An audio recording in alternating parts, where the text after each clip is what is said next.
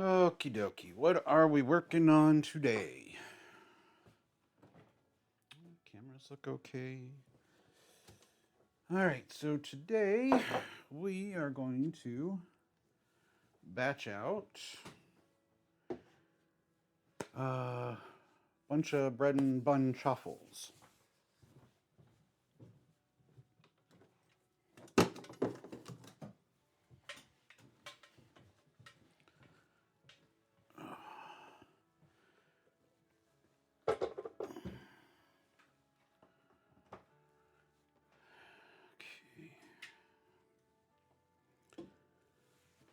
Okay, bowl.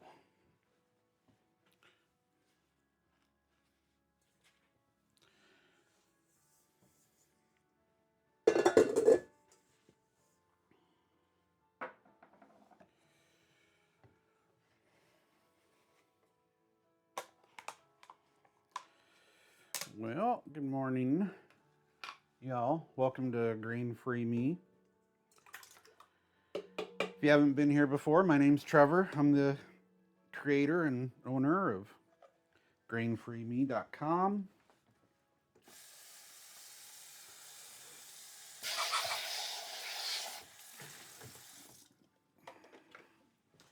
And the Grain-Free Me YouTube channel.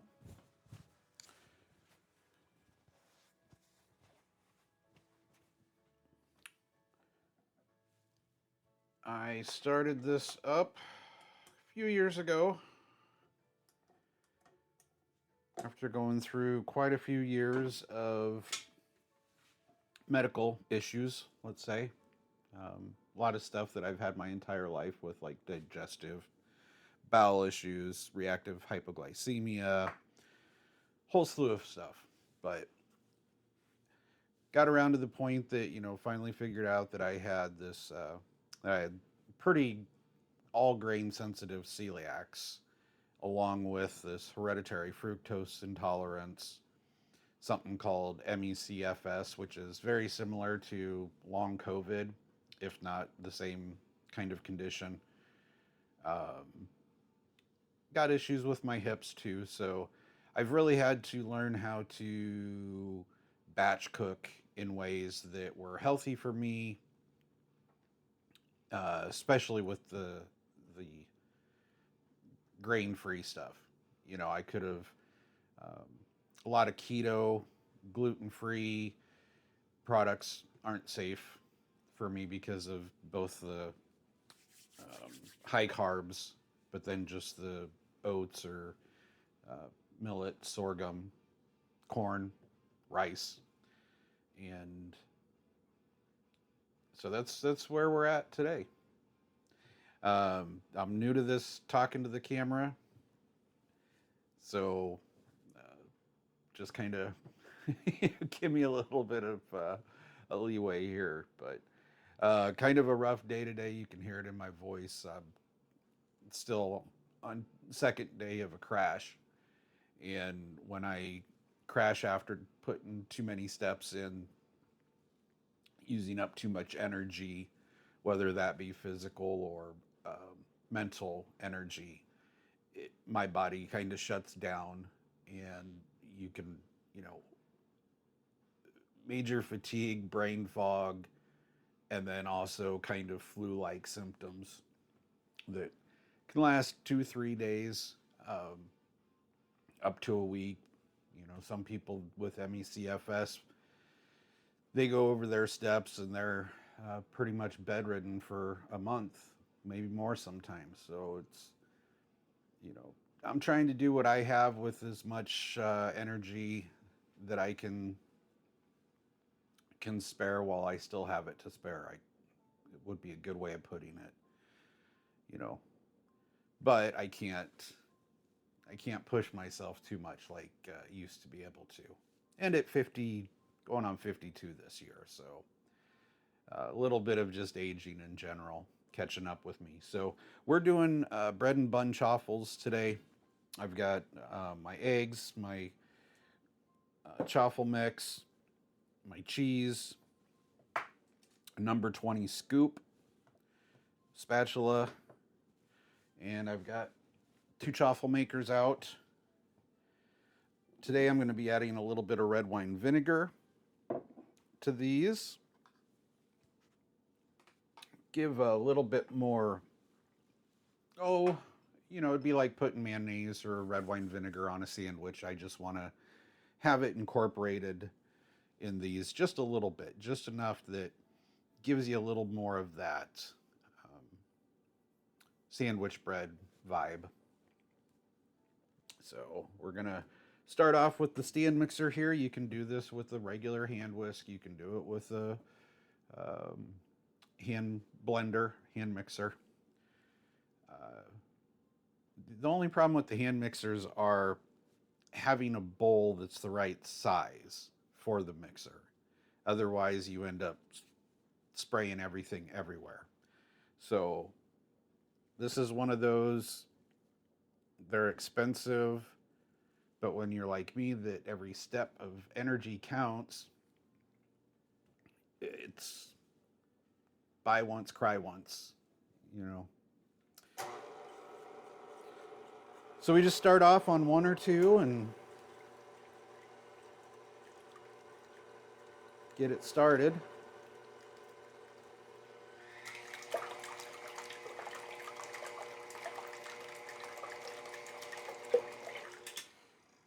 All we're doing here is just trying to get the eggs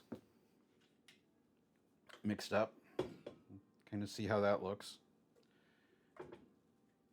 From here we can start adding in our bread and bun chaffle mix. This is the dry ingredients. I like using these deli containers. You get them in a pack of like 32 different sizes. This makes it pretty easy to get everything into the mixer.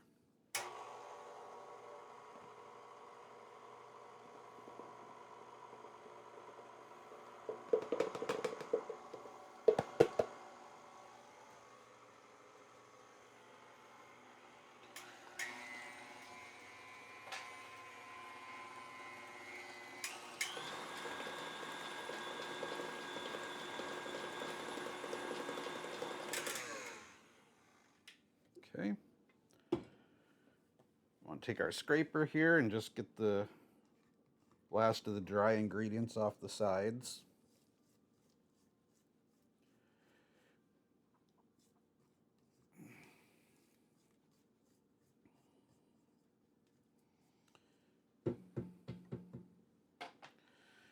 Okay.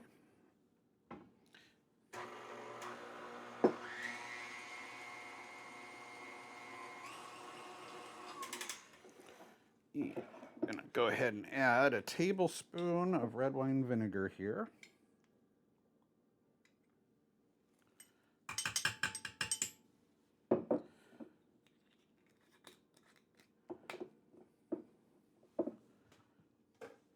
This is my first time trying the red wine vinegar, so we'll see how this, I've done it in the past with mayonnaise, which worked okay.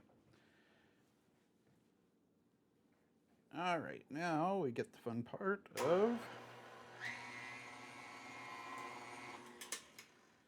adding our cheese. This can be tricky because if you're not careful, it'll go everywhere. Okay, that worked okay. Lock her down.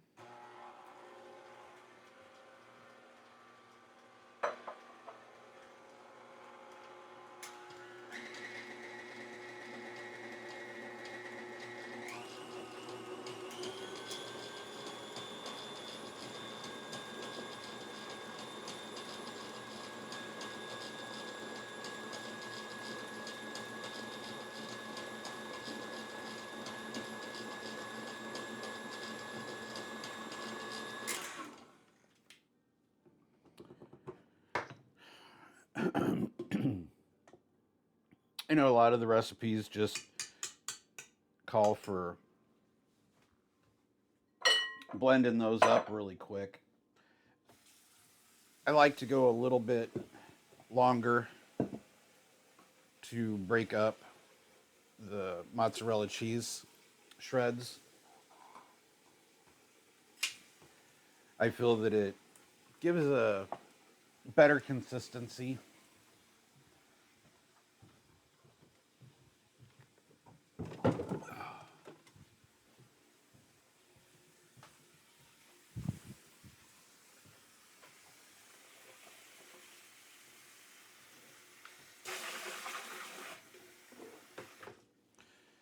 That's completely a personal choice. If you like the chaffles that have a little bit crispier bits, then by all means leave the cheese completely as whole as possible. All right, I've got a couple of Dash multi-mini chaffle makers here.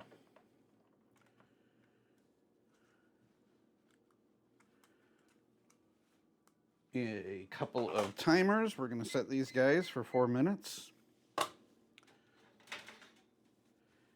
And I also have a couple of cooking racks.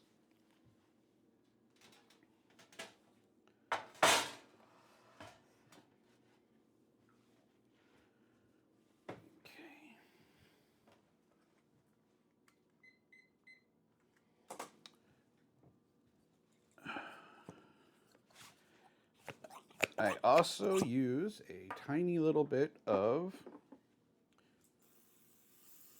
olive oil spray. You can use whatever cooking spray you want. You can brush on with a silicone brush instead of spraying it on.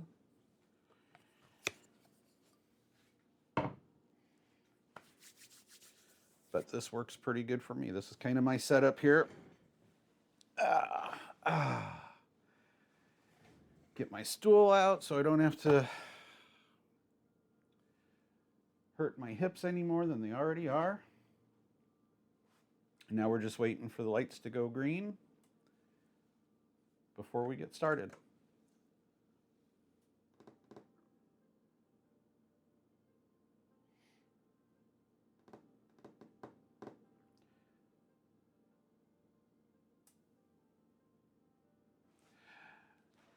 I'm a lot more talkative on my non-crash days. Probably have to go through and cut this down a lot, condense it.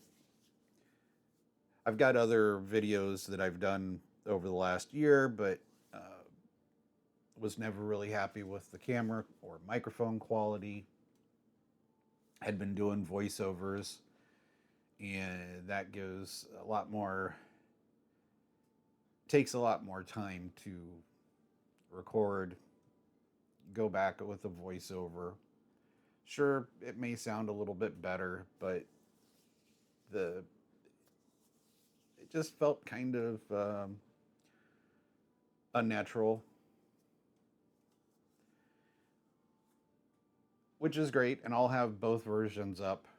You know, I will be editing these down for the other people with ME/CFS that just want the quick steps. You know, this, done. Try to keep it under 5 minutes if I can. And there's not a lot to do in this. You know, I'll have the individual ingredient recipe there, but no matter how well I put things into words, I've still talked to a couple people that it's hard for them to completely grasp certain aspects, which I understand, especially with, you know, older people, younger kids too, that don't know how to cook, period, that have spent their whole life working in microwaves and nothing else. So we're just gonna get started off here. And I don't know if we can see that there. Oops.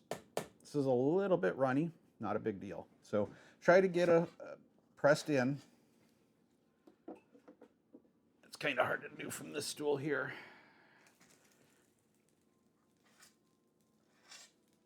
scrape that up like that. Plop it in the center. Close our lid, and you see that? Hit the 4-minute mark. Now we're going to jump over to the other one. Do the same thing.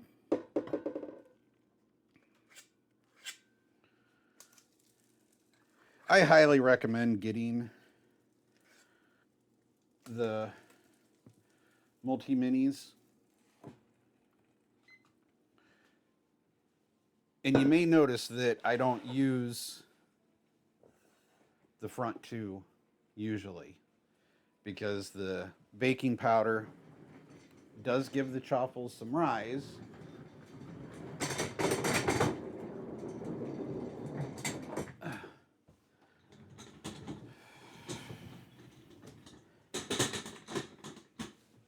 And eggs rise pretty much naturally by themselves, so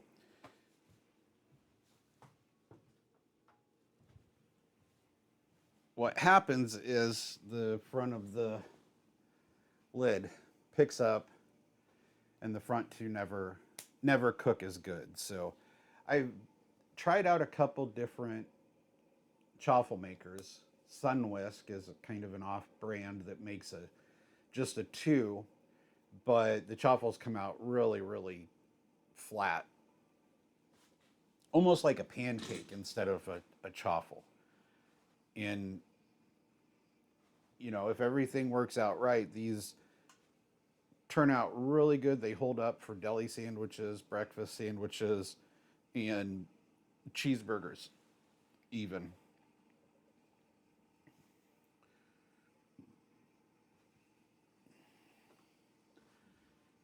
So another kind of standard in most chaffle recipes that people will say is wait until the steam stops.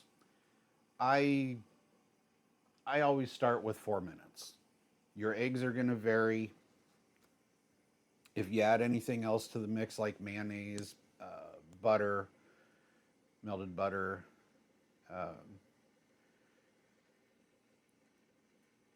beef gelatin, nutritional yeast, everything you add, you just have to really try it a few times.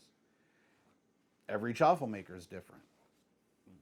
You know, one of these usually runs 30 seconds more. So it really is just kind of a learning process. I think I try to lay out as many different things in my videos to look out for as possible.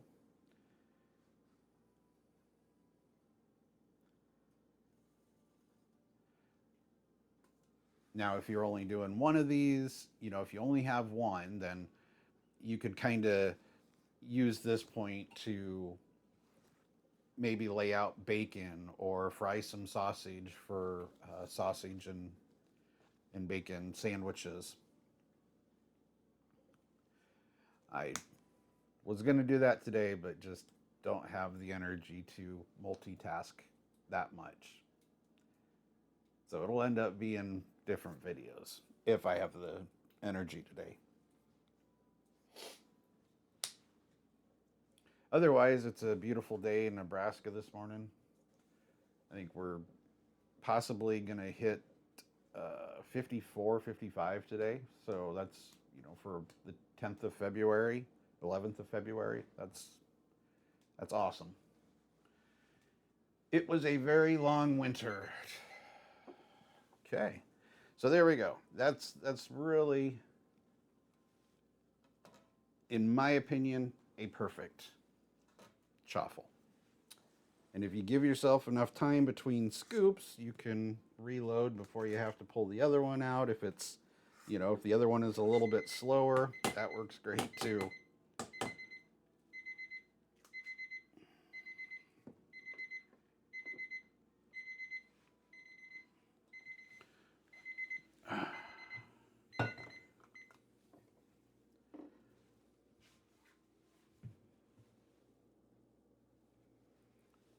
Show you guys those. Came out really good too.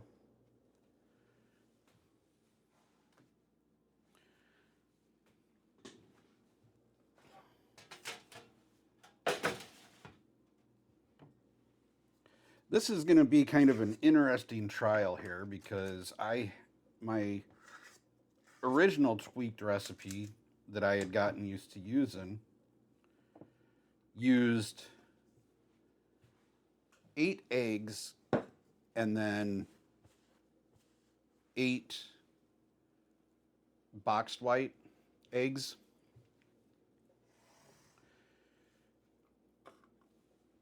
I started having problems though. Originally it was 16 eggs. And then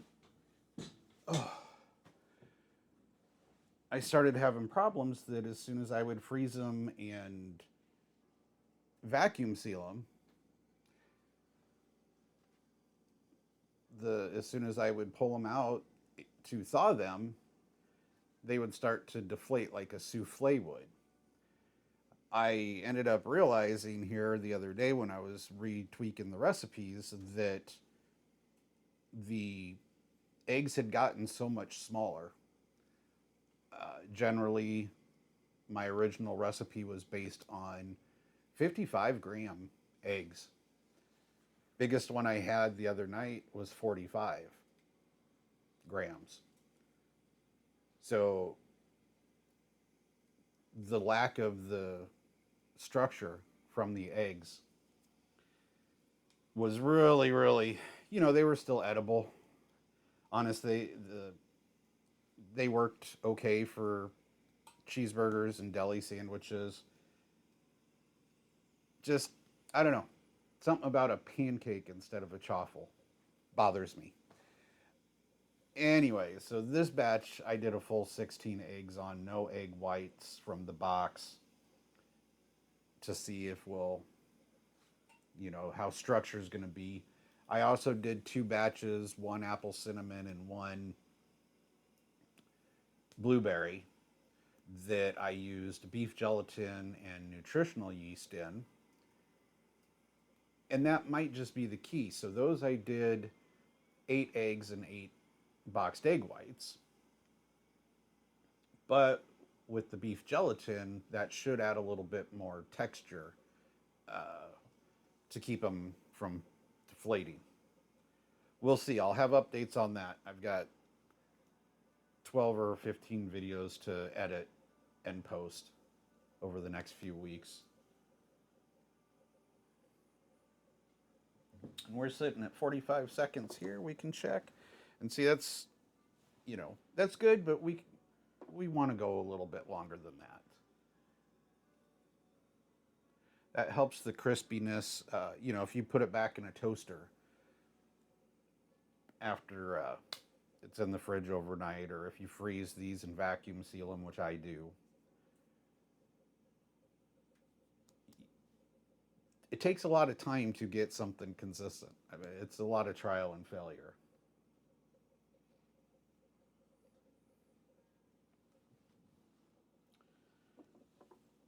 All right.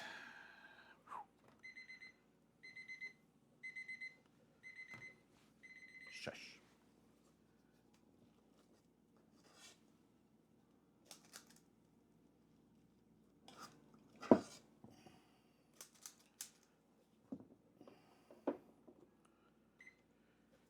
Oh.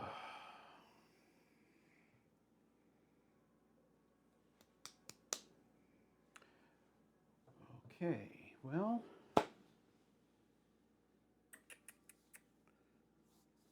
yeah, I wish I had the energy to work on something else for the time being. I've got a pork shoulder to get ready, and I've got, like I said, sausage and bacon that I need to get cooked up.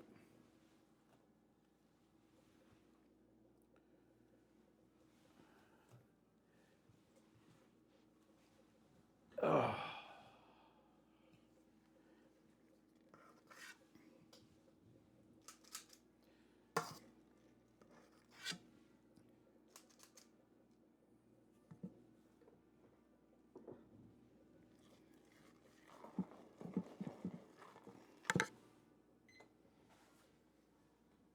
Well, so far, these are all cooking up pretty steady.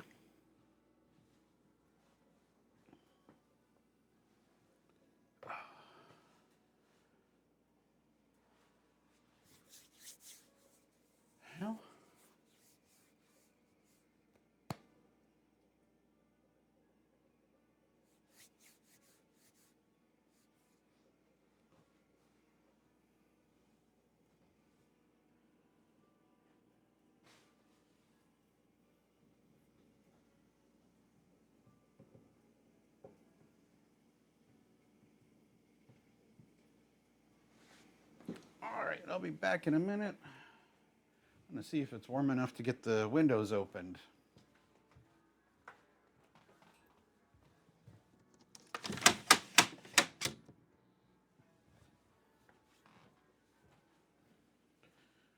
Let some fresh air in today, finally. There we go.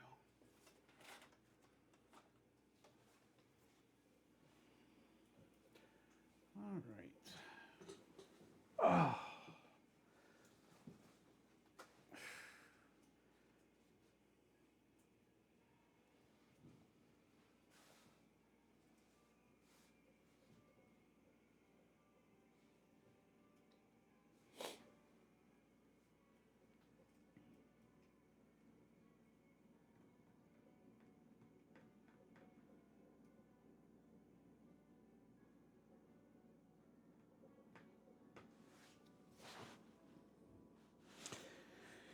Yeah, I know, not the most exciting thing in the world. If I ever get to stuff like this, would be great doing like live chat. You know, if I had, I'm trying to figure out how to do like a community page on my website that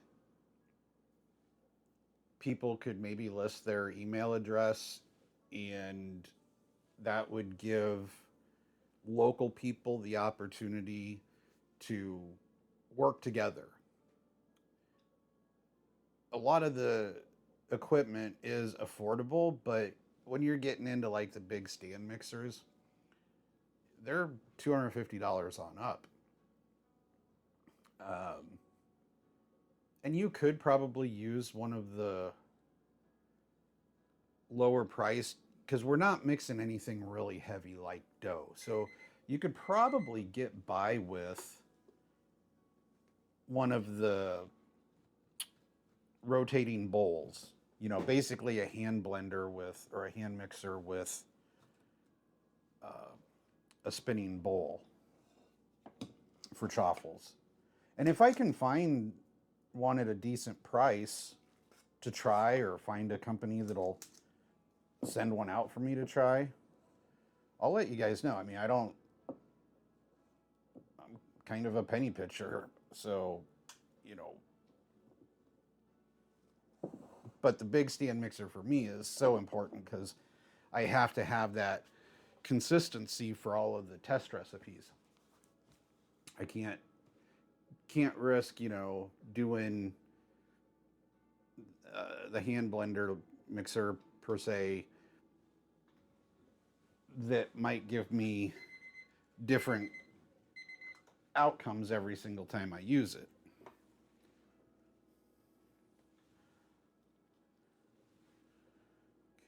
Okay. All right.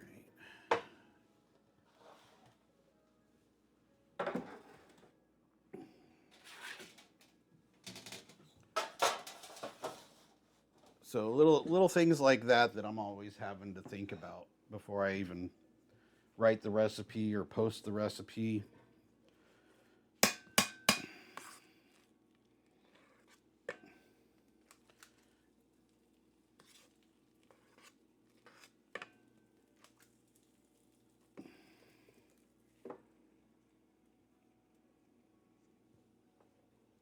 And with my medical issues, I don't want to make anything more difficult for anybody, especially myself.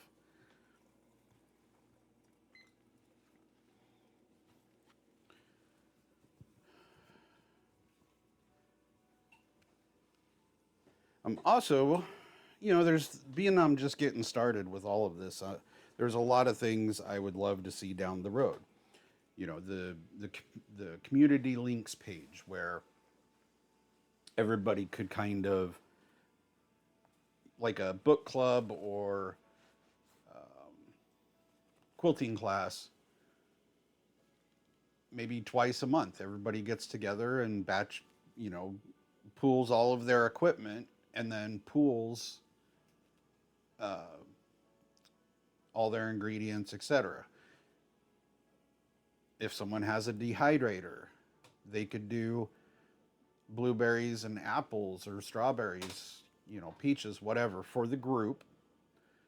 Maybe someone has an Amazon account that everybody else could just say, hey, can you buy me this? Here's the $40 for it. There's the fact of chaffle makers. If you had 3 or 4 people all together batching this stuff out, you could knock out a good amount for a week or two's worth of food. When I do this, I'm doing 34 to 36 blueberry, 34 to 36 apple, and then the bread and bun batch usually makes 24 to 28. And then I freeze them, vacuum seal them. So all I have to do is grab a pack of 4. And if I have, if my son is coming over for something and we're going to have lunch that day, I can just grab a 4-pack. The way he eats, 22-year-old kid, the way he eats, usually I have to grab 2 4-packs out because he'll eat 2 sandwiches or 2 burgers. And it's easy, If you've got a bigger family, you can freeze them and vacuum seal them in packs of 8, 10, 12. Which is, it's one thing I love about this whole concept. And chaffles are not my idea. This particular recipe is. I've tried pretty much every other chaffle on the market, and they either just didn't taste the way I expected them to, they weren't very consistent, and I've never seen an actual chaffle recipe for a batch. I had to do all the math and figure all that out, and that took some time too, because switching from teaspoons and cups to grams was a huge difference. If you don't have a good digital scale, there is a OXO kitchen scale that's highly recommended by America's Test Kitchen. It's the best scale I've used, and I've got 4 or 5 different scales that I've tried. That one just works. It's quick. So, if you're just sprinkling a little bit into it, it'll pick up and register. Where a lot of the other ones I've used, they were really slow. So you were constantly adding or subtracting. But little things like that make a world of difference.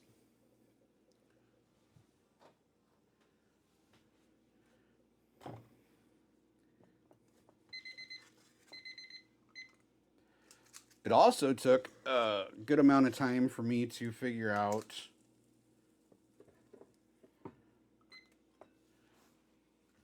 the right scoop size for each recipe.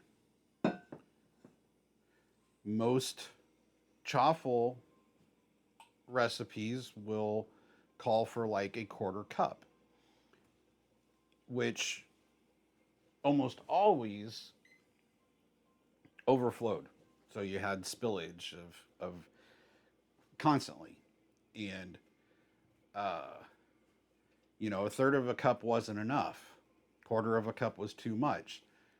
These scoopers, this is a number 20 scoop,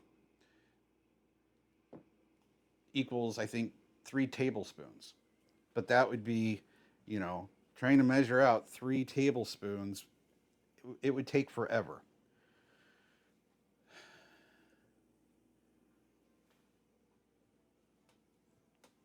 I forgot to set the timer on that one.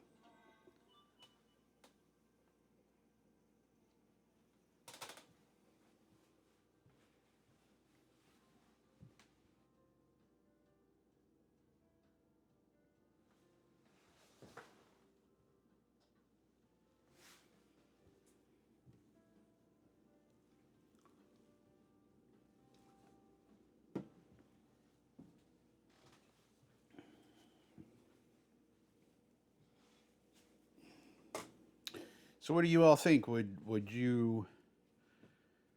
I don't know where more people are going to come in from. Celiac, hereditary fructose intolerance, the ME/CFS long COVID community, elderly caregivers, uh, diabetic keto community. You know, I don't know where everybody's going to be coming in from. Where they're going to, hopefully, I can get enough videos going that it'll start keeping the list up, or my videos up at the top of the algorithm list.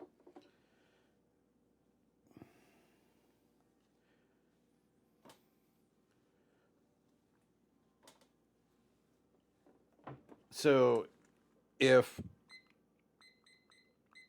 a majority of my viewers come in from the ME/CFS and long COVID groups,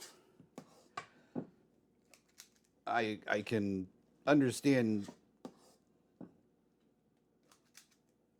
all of those people aren't going to want to, or aren't going to be interested in per se the live chats, I guess.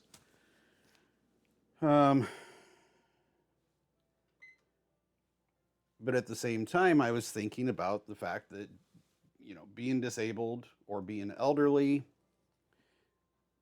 it can get pretty lonely, especially if you're an older, in your 50s like I am.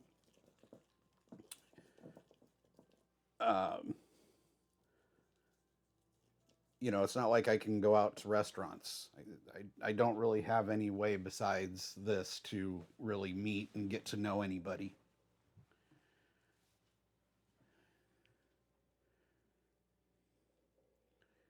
I think it would be a good idea though, because being that this doesn't take a lot of work and it's time consuming, it kind of it gives me that reminder of growing up as a kid here in Nebraska. And one of our traditions around here, and which has kind of gone away, is sitting around and husking corn for a meal. Or, most people just buy everything pre-husked, pre-washed. Um, Green beans is another one.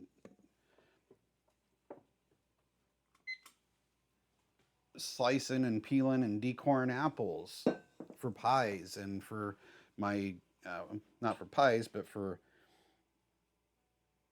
me to dehydrate. Those used to be kind of family or community get-togethers. If um, canning would be another good example. It's just been on my mind lately how nice it would be to be able for people to build community on top of my recipes. You know, if you have a couple of people in your area, it's hard for celiacs, and not just celiacs. I mean, kids with peanut allergies too. I don't use any peanuts. I do use almond flour. I don't I don't know how many kids with peanut allergies are also allergic to almonds. I know some people are allergic to nuts, some people are allergic to legumes. So you really, once you find that, can narrow down what you really are sensitive to, it does make it a little bit easier to tailor the recipes. Uh, but having that community, when I first started figuring out the celiac stuff, I got, you know, oh, I thought, oh, this is awesome. I bought the America's Test Kitchen cookbook for celiac or for gluten free. That was a hard lesson to learn. Gluten free does not equal celiac safe. And it sure as hell doesn't equal diabetic or hereditary fructose intolerance safe. But there was nobody for me to really talk to. I had called 5 or 6 different dietitians and what do you call them, a nutritionalist in the area. Told them what I was dealing with, and they're like, "Well, just eat gluten free." And I'm like, "I can't." I'm like, so I tried being gluten free for 2 years, and my triglycerides kept going higher. My A1C was going through the roof, and I wasn't getting any better. So, that 2 years that it took me trying all of the different foods back then, I finally figured out that okay, I can't eat any grains. I can't eat rice. I can't eat corn. I can't eat oats, which is the typical stuff that's in gluten-free products. And that's when I really started to see some benefits. And it took me another 6 or 8 months after going grain free to have a lot of the bowel issues resolve. So I think a lot of people give up on it too fast because they think, oh, this isn't working.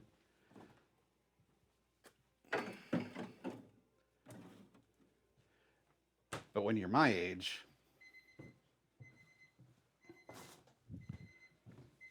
that was 40 plus years of eating stuff that was destroying my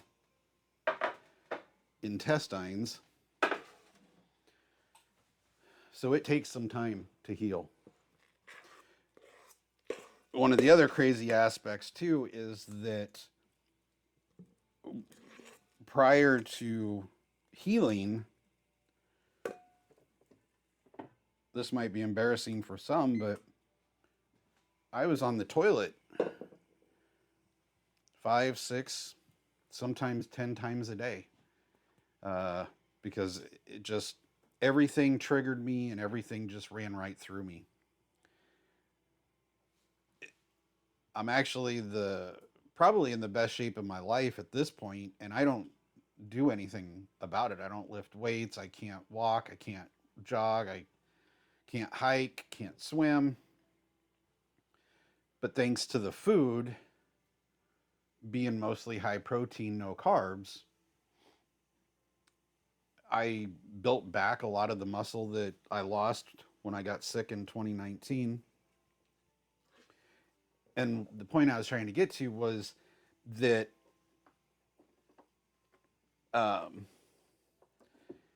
now that my bowels are healthier, everything stays inside my body longer. So when I do get contaminated, or if I buy something that was safe prior, I got lazy, didn't read the ingredient list, and they added rice flour to it, I don't generally know instantly like some people do, but boy, the next day, the day after, the joint pain comes back. I bloat.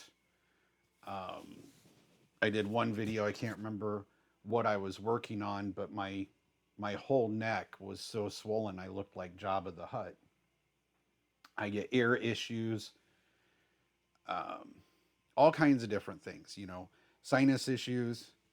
And I always know it's like if I wake up feeling like that, I have to go back and look at the ingredient lists on what I ate the last couple of days.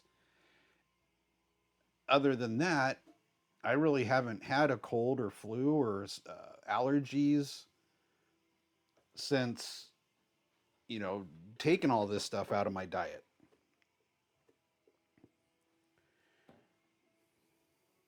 And it's a little hard to get used to. Um, but compared to what it was 3 or 4 years ago, where I was on the toilet every single day, 8 to 10 times a day, That's not a life. I mean, when you have to run to the bathroom every couple of hours, and some of this stuff would trigger me 15, 20 minutes after eating. So, uh, I don't know where I was going with that one. But I will say this, I am at the very bottom of my pan, or my bowl, and we're just going to kind of lay out this last little bit here.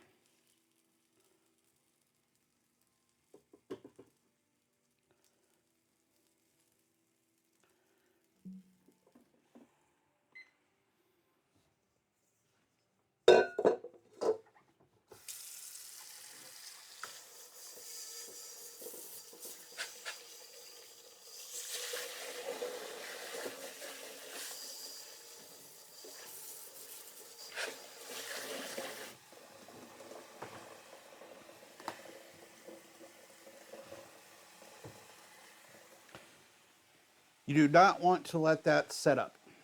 So get the bowl in the sink and get it filled with some soap and water, because the psyllium husk does, and the eggs get pretty stuck to the bowl.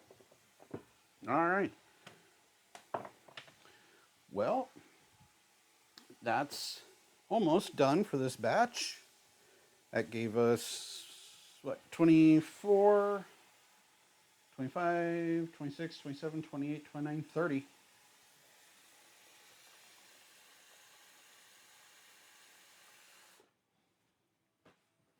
So that right there is 15 sandwiches or hamburgers. And price-wise, it's probably a quarter, half to a quarter cheaper than what you're normally going to pay for gluten-free bread. Health-wise, each chaffle is, if you're using whole eggs and nothing else in it really besides the ingredients in my mix, comes out around 12 grams of protein per chaffle. And I think only 2.5 net carbs. It's super low. A lot of healthy fats. All that stuff's good for you. I've also got the recipe using the beef gelatin and nutritional yeast, which adds all of your B vitamins, um, extra collagen for, oh, I'm sorry, extra collagen for your joints, extra protein. Those come out to, I think, 14 grams per chaffle, and still like 2 3/4 to 3.5 net carbs. Good stuff is what I'm trying to say there. So I like to wait. This,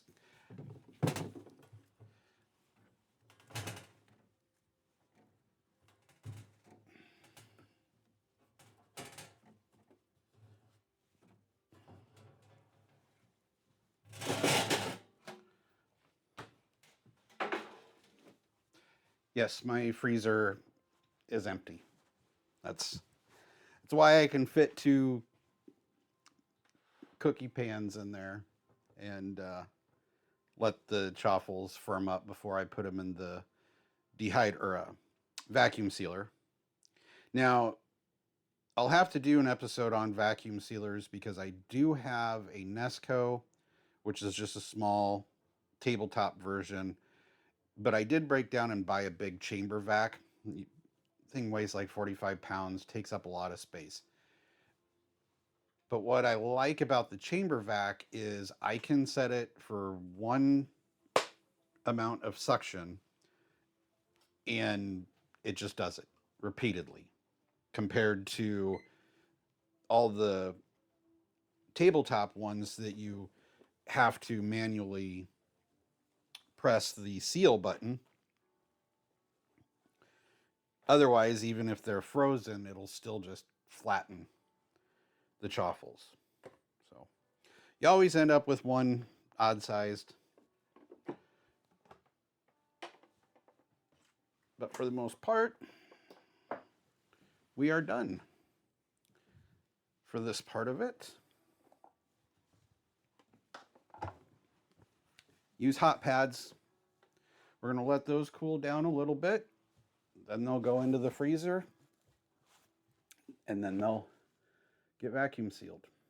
So, which I have plenty of other videos on vacuum sealing them. Maybe I'll add to this one later. That's it for me today, guys. I'm exhausted. My hips are killing me. So, have a wonderful day. Like and subscribe if you haven't yet. And check back regularly, because once these videos start showing up, I'm hoping that I'll have at least one a week, because, you know, now that we have the chaffles, what do we do with them? So I'm going to do a breakfast sausage or egg video, or sorry, bacon, egg, and cheese, or sausage, egg, and cheese chaffles, using a couple of mini egg makers. We'll be doing deli sandwiches for people who like stuff like Subways or Firehouse subs. We'll be doing cheeseburgers, pulled pork sandwiches, you know, everything that you used to eat on a piece of bread or bun. It's really, even pizza. If you want to use these for a mini pizza crusts in the air fryer, works really good. So like, subscribe, check back. If you leave a comment, be honest with you, until I can find somebody else to help me out, I don't generally have the energy to check on the comments. You know, and I've got so much else going on here with the studio and editing. But eventually I will try to get that. So, thanks for stopping by. We'll see you guys next time.